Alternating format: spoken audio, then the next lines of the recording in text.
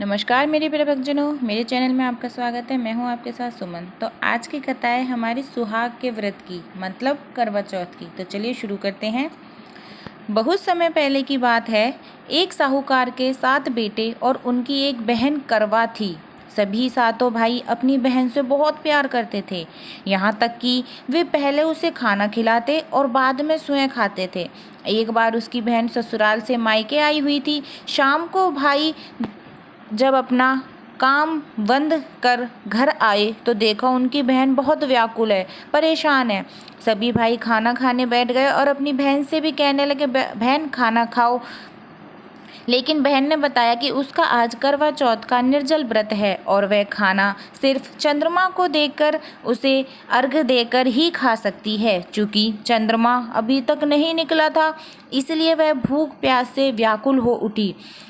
सबसे छोटे भाई को अपनी बहन की हालत देखी नहीं जाती और वह दूर पीपल के पेड़ पर एक दीपक जलाकर चलनी की ओट में रख देता है।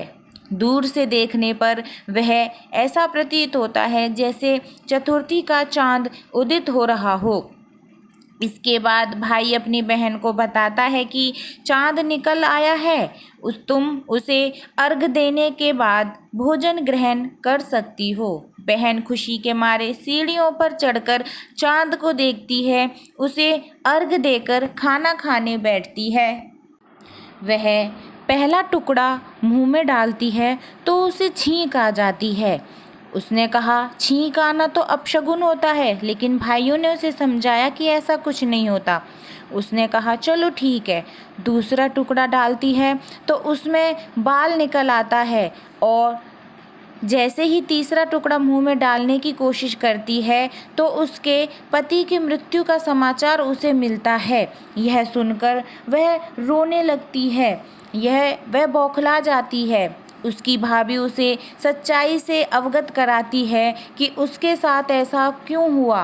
करवा चौथ का व्रत गलत तरीके से टूटने के कारण देवता उससे नाराज़ हो गए हैं और उन्होंने ऐसा किया है। सच्चाई जानने के बाद करवा निश्चय करती है कि वह अपने पति का अंतिम संस्कार नहीं होने देगी और अपने सत्व से उन्हें पुनर्जीवन दिलाकर रहेगी। वह पूरे 1 साल तक अपने पति के शव के पास बैठी रहती है, उसकी देखभाल करती है। उसके ऊपर उगने वाली सुईनुमा घास को वह एकत्रित करती रह जाती है। 1 साल बाद फिर करवा चौथ का दिन आता है। उसकी सभी भाभियां करवा चौथ का व्रत रखती हैं। जब भाभियां उससे आशीर्वाद लेने आती हैं तो वह प्रत्येक भाभी से, श्याम सुई ले लो, पिया सुई दे दो, मुझे भी अपनी जैसी सुहागिन बना दो, ऐसा आग्रह करती है। लेकिन हर बार भाभी उसे अगली भाभी से आग्रह करने का कह चली जाती है। इस प्रकार जब छठे नवंबर की भाभी आती है तो करवा उससे भी यही बात दोहराती है। यह भाभी उसे बताती है कि चूंकि सबसे छोटे भाई की वजह से उसका व्रत टूटा था, अतः उसकी पत्नी से ही शक्ति है कि वह तुम्हारे पति को दोबारा जीवित कर सकती है। इसलिए जब वह आए तो तुम उसे पकड़ लेना और जब तक वह तुम्हारे पति को जिंदा न कर दे उसे नहीं छोड़ना। ऐसा कहकर वे सारी चली जाती हैं।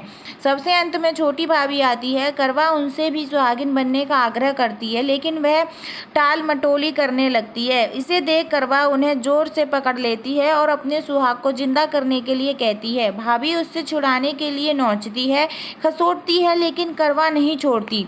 अंत में उसकी तपस्या को देख भाभी पसीज जाती है और अपनी छोटी उंगली को चीरकर उसमें से अमृत उसके पति के मुंह में डाल देती है। करवा का पति तुरंत श्री गणेश कहता हुआ उठ बैठता है। इस प्रकार प्रभु कृपा से उसकी छोटी भाभी के माध्यम से करवा को अपना सुहाग वापस मिल जाता है। हे श्री गणेश, माँ गौरी, जिस प्रकार करवा को चीर सुहागन का वरदान आपसे मिला है, वैसा ही सब सुहागन को मिले।